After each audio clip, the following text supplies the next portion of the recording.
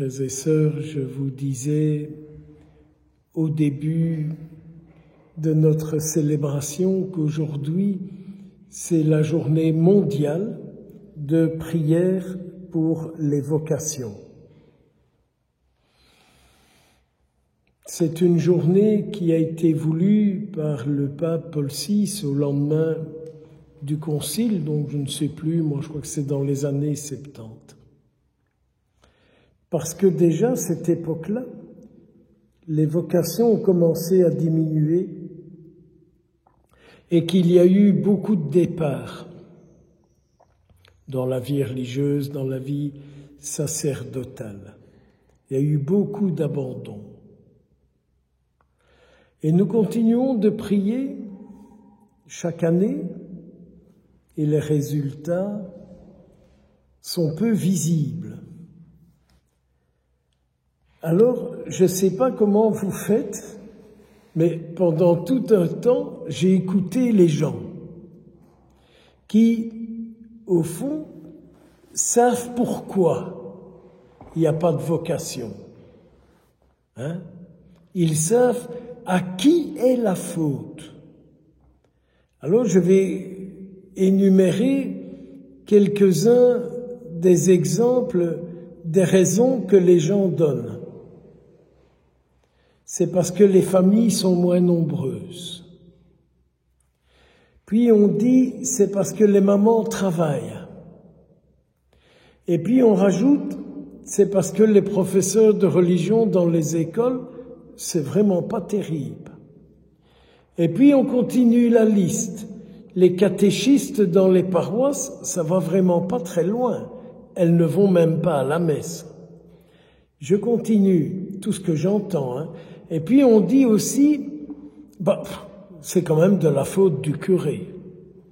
Et puis on ajoute, c'est de la faute des bonnes sœurs, dans la mesure où il y en a encore. Et puis on dit, l'évêque, Avant on disait le pape. Maintenant, comme il vient d'être élu, on n'a pas encore beaucoup de choses négatives à dire dessus. Et quand je fais un peu la panoplie de tout ça, je suis bien obligé de me dire, moi, je n'y suis pour rien. Finalement, moi, religieux et prêtre, je n'ai aucune responsabilité.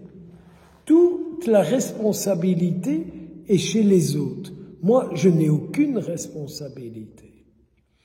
Alors, je repense aux années où j'étais curé. J'avais 2 vicaires africains. Et une de mes sacristines disait, en wallon, maintenant c'est des Nouers, parce que c'est un wallon qui n'avait pas de singulier. Et puis, quand je lui disais, je peux dire son nom, elle est décédée, mais Simone, c'est quand même malheureux qu'il n'y a plus de prêtres belges. Oh oui, mon père, mais c'est comme ça aujourd'hui, On est allé à une époque chez eux, ils peuvent bien venir chez nous, Donc, de nouveau, on a trouvé une justification. Donc, au fond, on n'est jamais responsable de rien, C'est toujours de la faute des autres, C'est toujours de la faute des autres.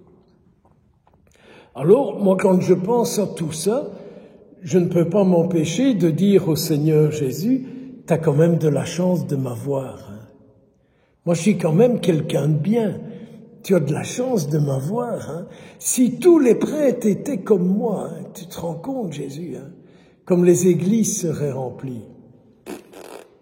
Tintin, nous le savons bien, que le peuple chrétien est comme le peuple du monde, un peuple de consommation. Il va quand ça l'arrange, quand ça lui convient, quand ça lui plaît, et plein d'autres choses. Alors finalement, qu'est-ce que nous voulons? Qu'est-ce que nous voulons? Qu'est-ce que nous voulons? Est-ce que vraiment nous voulons Jésus-Christ? Alors j'aimais bien de dire à ma sacristine, mais Simone, moi je suis quand même malheureux, de voir que ma vie religieuse et ma vie sacerdotale ne donnent envie à personne d'être religieux et prêtre. Oui, mais faut pas vous en vouloir avec ça. C'est le monde qui est comme ça. Donc vous voyez, on a toujours, c'est cette bougie qui fait ça, on a toujours de bonnes réponses pour se déresponsabiliser, quoi. Alors je sais qu'un jour, je paraîtrai devant Jésus. Et que peut-être Jésus dira, est-ce que tu as remarqué que personne à travers toi n'avait envie de moi? Est-ce que ça vous arrive de vous poser cette question-là? Et de vous dire, dans ma famille, dans mes amis, dans mes connaissances, à travers ma manière de croire et de pratiquer, personne n'a envie de Jésus-Christ. Donc on peut aller à contrario. Et comme c'est la journée mondiale de prière pour les vocations, qu'est-ce qui nous empêche de dire à Jésus, « Viens habiter en moi, de telle sorte qu'à travers moi, tu puisses rencontrer beaucoup de monde, tu puisses parler à beaucoup de gens, tu puisses toucher des cœurs, tu puisses rencontrer des gens qui finalement, en t'entendant, auront envie de dire « Mais je m'engage pour la réalisation de ton projet, Seigneur Jésus. » Je regardais l'assemblée de ce matin à Fleurus et je disais aux sœurs et aux gens qui étaient là, ici, quand on vient, on comprend qu'il y a des voiles blancs, qu'il y a des scapulaires blancs, donc qu'il y a des vocations.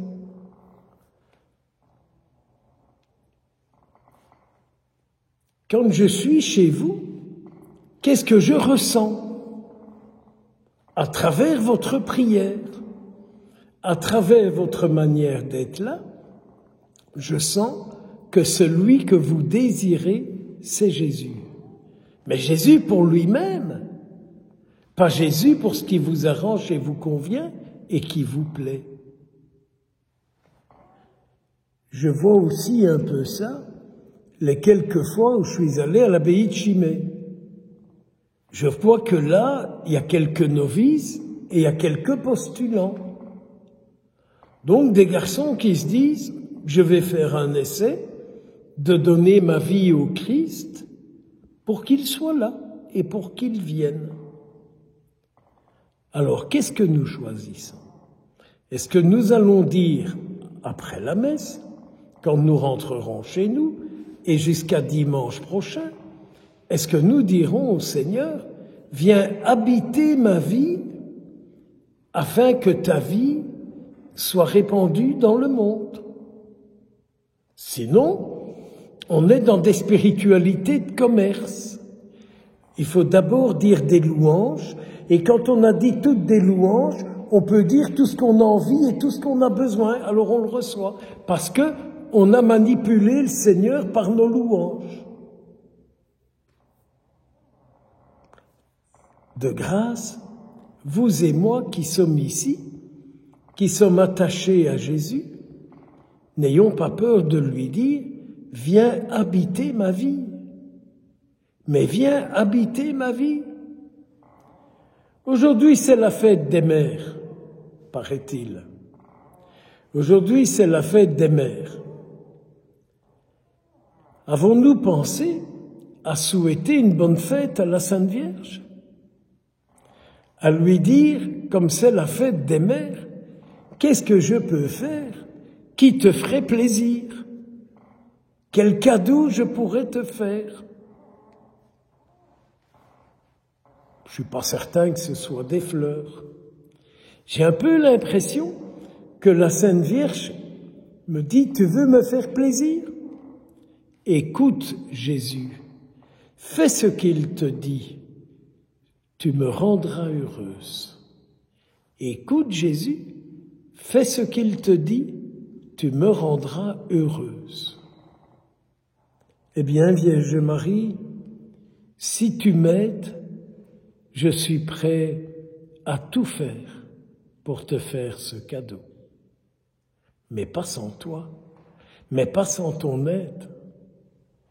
Car je suis convaincu d'une chose, Sainte Mère de Dieu, qu'il n'y a que Jésus qui peut transformer les cœurs, les esprits, les pensées, les manières de vivre de chacun, chacune de nous. Amen.